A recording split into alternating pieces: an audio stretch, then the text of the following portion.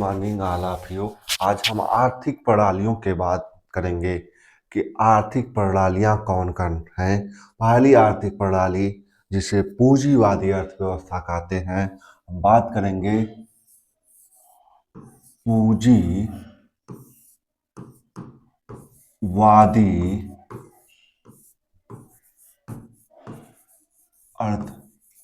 अर्थव्यवस्था।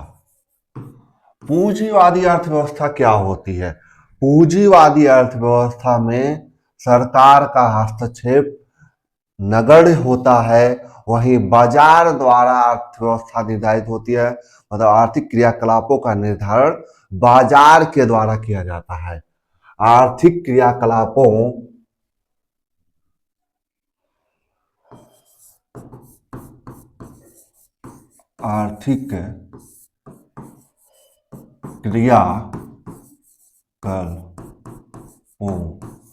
क्रियाकलापों का निर्धारण बाजार के द्वारा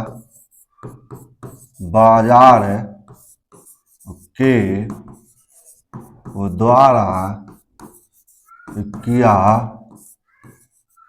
जाता है। ठीक है, आगे हम बात करते हैं कि बाजार कैसे काम करता है। बाजार जो है, बाजार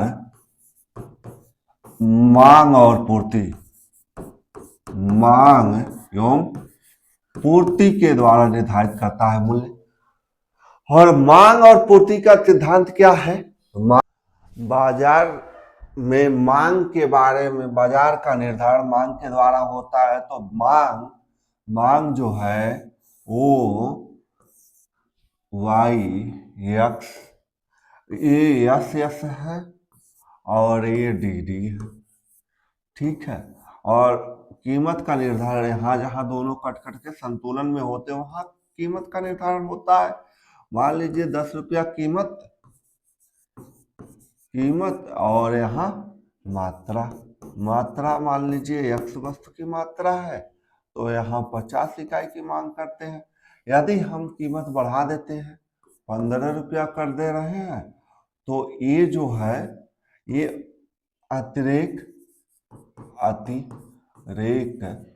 पूर्ति हो जाएगा।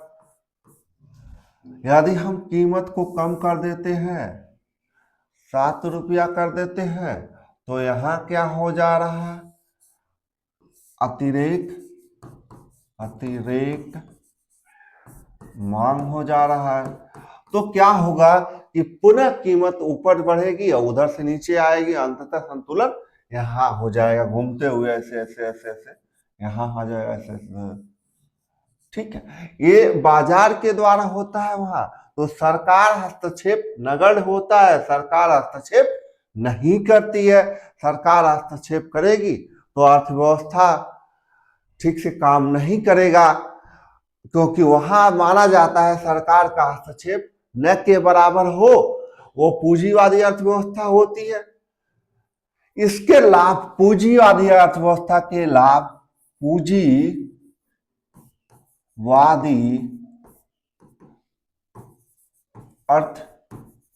अर्थव्यवस्था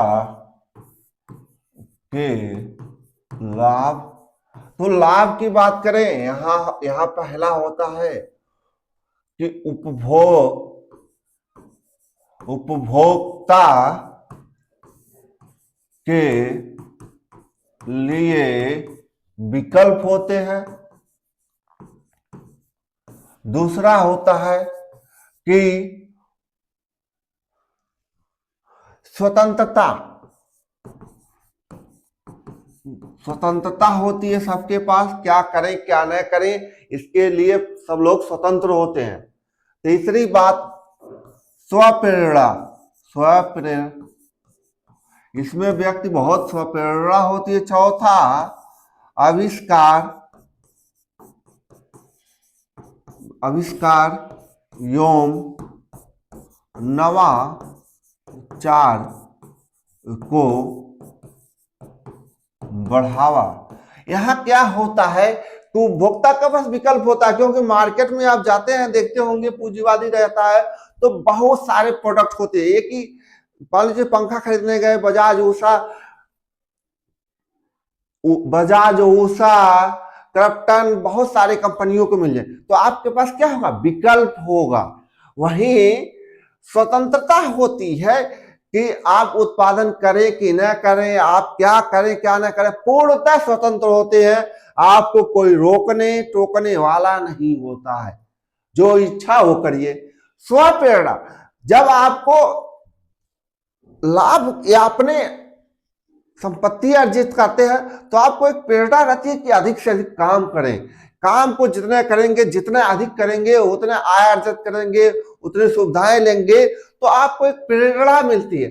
आविष्कार और नवाचार, क्योंकि व्यक्ति को आविष्कार और नवाचार करने के लिए अवसर मिलता है कि कुछ नया करें, कुछ नए तरीके से करें, जिससे हम और बेहतर उत्पादन और बेहतर सुविधाएं दे सकें, जिससे हमारा लाभ बढ़ सके। तो ये होती है। इसकी हानियां की बात करें, हानि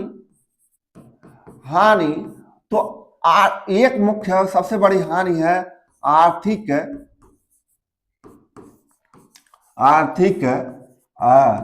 असमानताएं। आर्थिक असमानताएं होती हैं इसमें, क्योंकि कुछ लोग बहुत धनी हो जाते हैं, कुछ लोग बहुत गरीब हो जाते हैं, तो बीच में खाइयां बढ़ जाती हैं, आर्थिक असमानताएं। हम बात करेंगे समाजवादी अर्थव्यवस्था। समाजवादी अर्थव्यवस्था, इसमें केंद्रीकृत नियोजन, इसमें बात करते हैं केंद्रीकृत नियोजन। केंद्रीकृत नियोजन मतलब सरकार के द्वारा योजनाएं बनाई जाती है, उसको फॉलो किया जाता है। दूसरी बात, इसका सरकार का हस्तक्षेप होता है, सरकार का हस्तक्षेप। सरकार इसमें अर्थव्यवस्था में हस्तक्षेप करती है, सरकार अर्थव्यवस्था को नियंत्रित करती है। इस अर्थव्यवस्था में समानता पर बल दिया जाता है, समानता, समाजवादी में समानता पर बल दिया जाता है।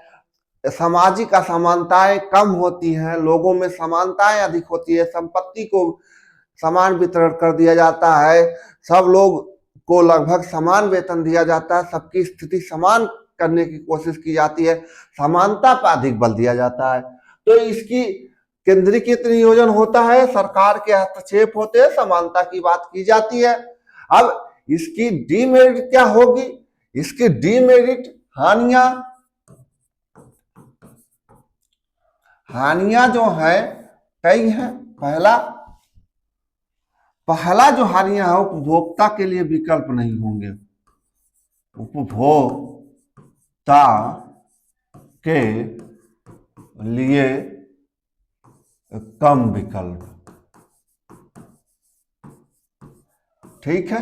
दूसरी बात करें तो क्या होगा, उपभोक्ता के लिए विकल्प कम है। दूसरी बात यह है कि नवाचार एवं आविष्कार कम होते। ठीक है। तीसरी बात करें तो लोगों में स्वप्रेरणा नहीं होगी, स्वप्रेरणा कम होगी। ठीक है। चौथी बात करें तो लोगों की स्वतंत्रता नहीं होती है, स्वतंत्रता कम होगी। स्वतंत्रता कम होगी, आप क्या करें क्या न करें इसका निर्णय सरकार करेगी, तो वहां आपके पास स्वतंत्रता न के बराबर होगी, और इसकी हानियां हैं।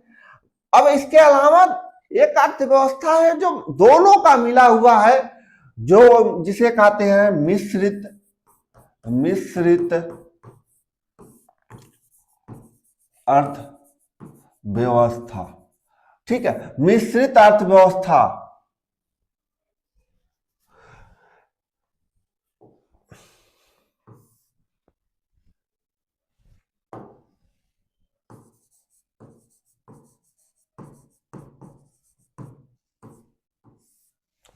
मिश्रित अर्थव्यवस्था है। तो मिश्रित अर्थव्यवस्था का मतलब जिसमें पूंजीवाद पूंजीवाद पूंजीवाद एवं समाजवाद दोनों होता है, मतलब दोनों के मिला करके अर्थव्यवस्था बनाई जाती है, जिसमें पूंजीवाद की विशेषताएं और समाजवाद की विशेषताएं शामिल होती हैं। भारत की जो अर्थव्यवस्था है, भारत की अर्थव्यवस्था जो है वो है भारत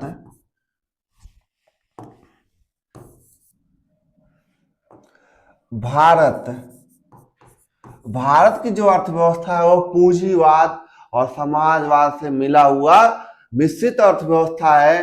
भारत की बात करें तो 1991 से पहले किधर झुका हुआ था? समाजवाद की ओर झुका हुआ था। ठीक है, समाजवाद की ओर झुका हुआ था, लेकिन 1991 के बाद 1991 के पूंजीवाद की ओर झुक गया, मुड़ गया। अब भारत में पूंजीवाद का प्रभाव अधिक है। ठीक है, इसी के साथ हम अपना वीडियो को समाप्त करना चाहते हैं। आगे अन्य वीडियो भी डालेंगे अर्थव्यवस्था से संबंधित। हमारा कोशिश रहेगा कि पीसीएस के पूरे सिलेबस को पढ़ाया जाए। और आपको वीडियो अच्छा लगा हो तो लाइक करें, सब्सक्राइब करें। धन्यवाद।